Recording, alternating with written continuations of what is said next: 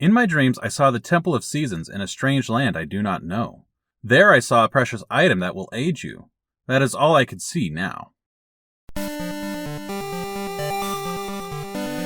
This is Legendary Adventures, a Legend of Zelda playthrough podcast. This week in Oracle of Seasons, we're heading underground to find the Temple of Seasons and surfacing again to brave the second dungeon in the game, Snake's Remains.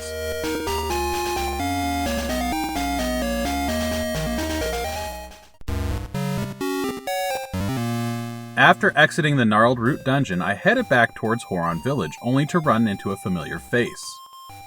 Maple the Witch has apparently relocated to Holodrum.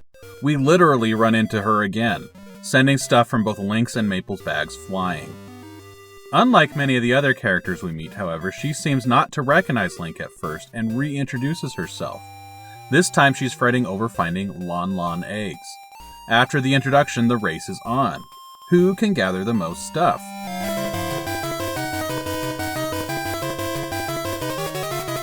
I won this round, sending Maple off in a huff. After beating Maple, I used an Ember Seed to burn away a small tree in the area to find a staircase leading underground. Downstairs, I found an old man who gives Link rupees, saying, "Shh, don't tell." This is a clear reference to the secret moblins in the original game. Even if we don't get an invocation of the classic line, it's a secret to everybody.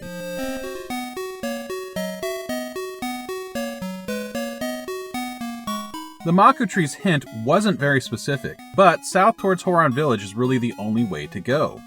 If we went any other way, we'd run into obstacles that we're not equipped to handle. In Horon, we speak with characters to get further hints on where to go. A man near the entrance tells us he saw a girl dressed strangely with a ribbon. He points us east of town. Because I was in Horon, I took the time to explore just a little more than I had originally. People in Horon move around more than the people in Lina did in Oracle of Ages.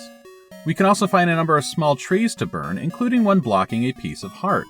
I visited Vasu Jewelers and got a ring appraised. I visited Blossom and Bippin and was still unable to catch their son, who I named Stem, and neither parent furthered their quest. I also spoke with several people who were obviously part of a Straw Millionaire-style trading quest, but I didn't find the person to kick off that quest. On the east side of Horon, there are two small trees that block the path out of the village. As soon as we move to burn the trees away, a man sleeping nearby wakes up and rushes to Link. He identifies himself as Sakura the Prophet. He prophesies that the four spirits of the seasons are calling to Link. He says the Temple of Seasons is still in this world. The only question is, where? Sakura urges Link to visit the spirits if he finds the temple.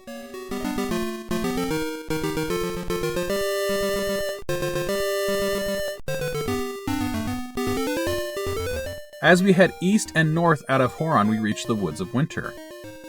There we meet the woman the man in Horon told us about. She's dressed in a yellow cloak. Her face is not visible, only her large eyes. Atop her head is a large red bow, and she holds a key. This is Rosa, and she is in some distress. She speaks aloud to no one in particular and says that a temple fell into Subrosia, a secret land. Rosa plans to return to Subrosia, but she'll only do so if she isn't seen. What follows is a stealth sequence that's different from any I recalled in the series to this point. And it won't be the last sequence of this type we'll see in the series. We have to tail Rosa without being seen. She walks around each screen looking in all directions to make sure that she isn't being followed. We need to hide behind trees and then move strategically to not be seen. I didn't think this sequence was too hard, but then the developers decided to troll us right at the end. Rosa leaves the screen, then walks back onto screen. I failed my first attempt because of this, but I managed to reach the end on the second try. Feeling confident that she was not followed, Rosa disappears into some bushes. We cut the bushes away to reveal a portal. Passing through the portal, we find ourselves in an underground world.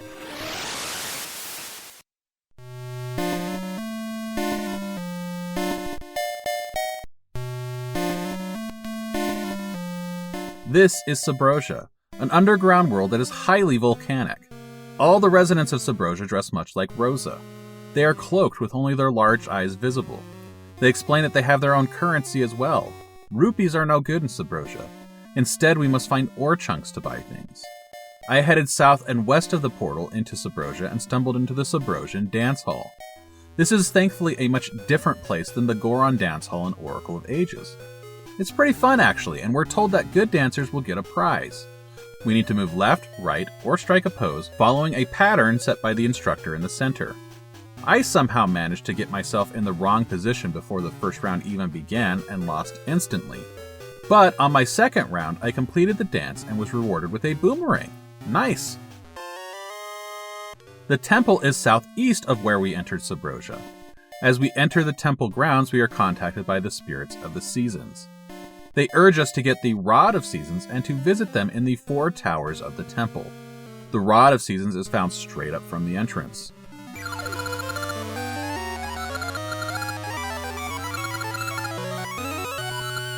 Three of the towers are blocked, but the southeastern tower is open. We do need the boomerang to venture inside. Hitting a crystal switch with the boomerang extends a bridge across a stream of lava. We head up the tower and reach the Winter Spirit. She bestows the Rod of Seasons with the power of winter. There are tree stumps scattered across the surface of Holodrum. If we stand atop a stump and swing the Rod of Seasons, we can change the season of the region that we're in. Changing the season to winter causes the water to freeze to ice and creates piles of snow, some of which we can dig through, and some of which form great walls or raised areas that we can walk across. It also causes the leaves to fall from some trees. When these trees have leaves, we cannot walk past them, but once they are bare, we can. As soon as we exit the tower, the Maku tree contacts Link and tells us that he dreamt of the woods in the east. When we return to the surface, we are greeted by Sakura the Prophet. He again explains how to change the seasons, and urges us to find other entrances to Subrosia and into the temple. Standing atop a stump, we change the season to winter, and walk across a frozen pond into the Woods of Winter. In order to reach the dungeon, we will need a shovel. There is a girl who lives in the woods. She has a sign in front of her house stating that Santa is welcome. This is Holly, and we need to change the season to winter and walk across the snowbank onto her roof to head down the chimney. Holly recognizes right away that Link is not Santa. She's upset with how rapidly the seasons are changing. She gives us a shovel and orders us to clear the snow from the front of her house. We can keep the shovel if we do. We follow the path from her house, south, then west, then east, then north, using the powers of winter and the shovel to make our way to the dungeon. We pick up some mystery seeds along the way. The dungeon entrance is a cave marked with an elaborate design around a door. It's open, and we cut our way through a few bushes to make our way inside.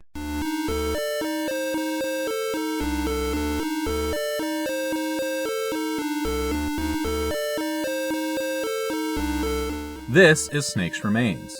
The music is anchored by an ostinato on the high notes while the melody is played on bass. The ostinato stops and the high and low notes come together for a big descent to end the piece, then we loop back over again.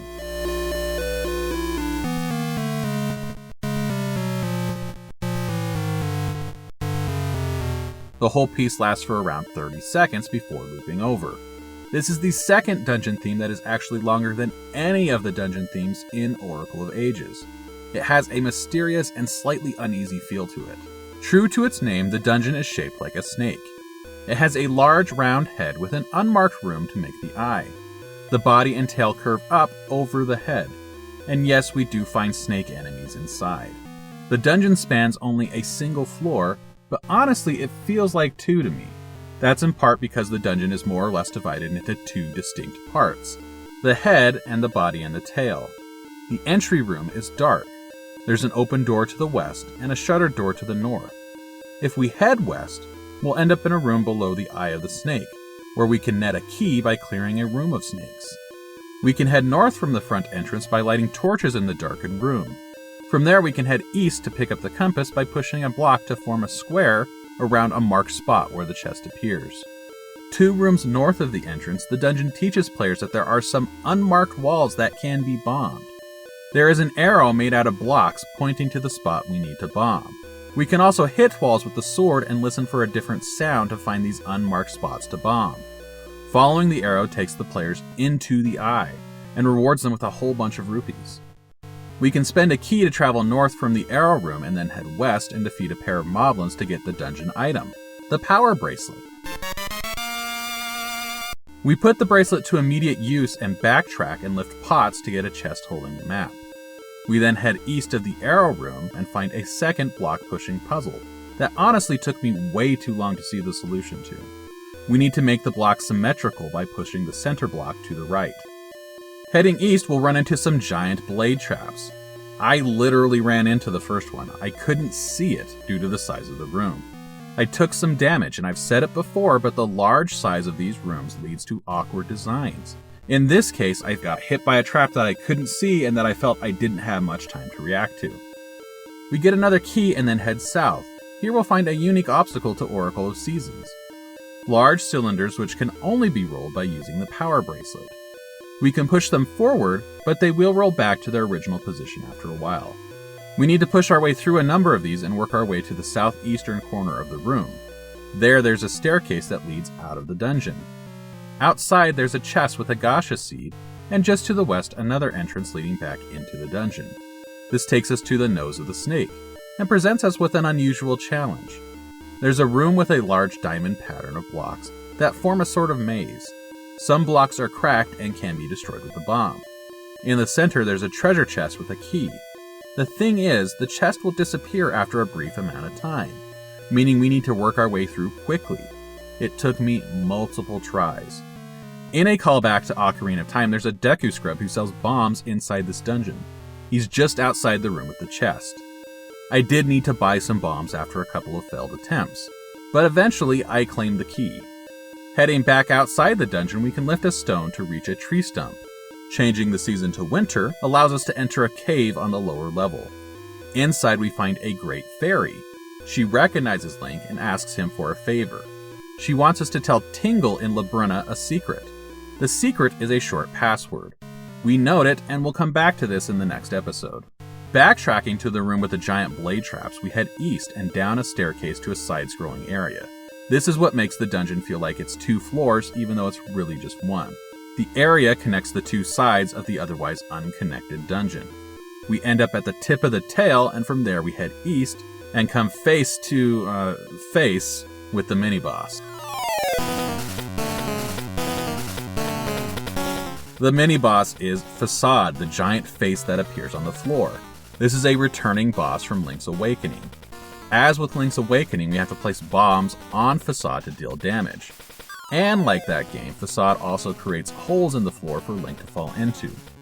Unlike that game, Facade can also spit fire which flies into the air and then rains down on Link. After Facade falls, we get a fairy and a portal to the entrance. The boss key is located as far east from Facade as we can travel. We have to navigate some moving platforms in order to reach it, and then we have to backtrack and blow open a cracked wall in a room immediately east of Facade's room. It may look like that we can use a moving platform to travel directly west from the boss key room in order to advance, but there's a turnstile obstacle that keeps us from traveling the proper way if we want to reach the boss door.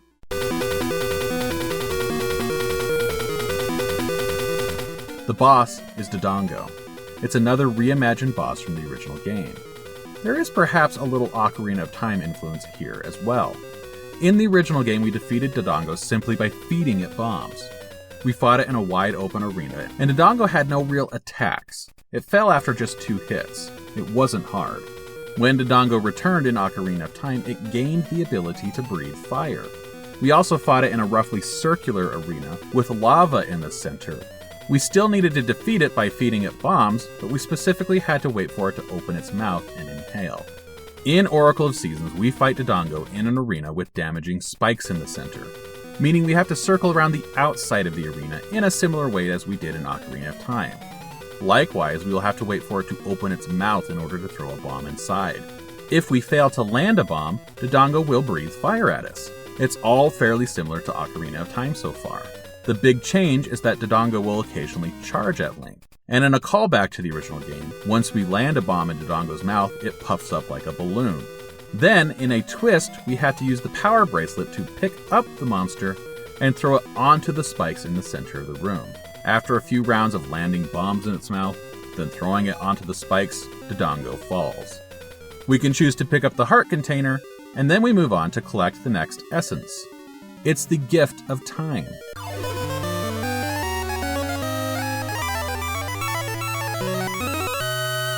We're told this essence makes seeds sprout as the seasons change. Outside, the Maku tree contacts us.